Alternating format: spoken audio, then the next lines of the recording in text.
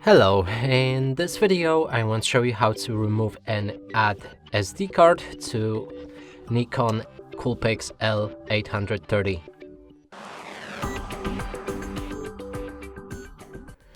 To do this, we'll need to look on the battery compartment right there. Now you need to pull up this switch and then drag it to the right. It should open, and inside there's a SD card placed in. You need to push it in. This should release it, and now you can remove it.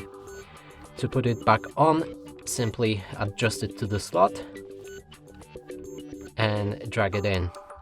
If your card doesn't work, then you might need to pull it again and make sure that the slot isn't locked. There's this switch on the adapter that you need to pull up.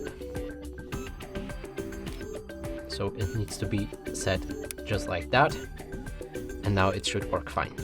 And that's it for this video. Hope you like it. Please consider subscribing to our channel, leave a like and a comment below.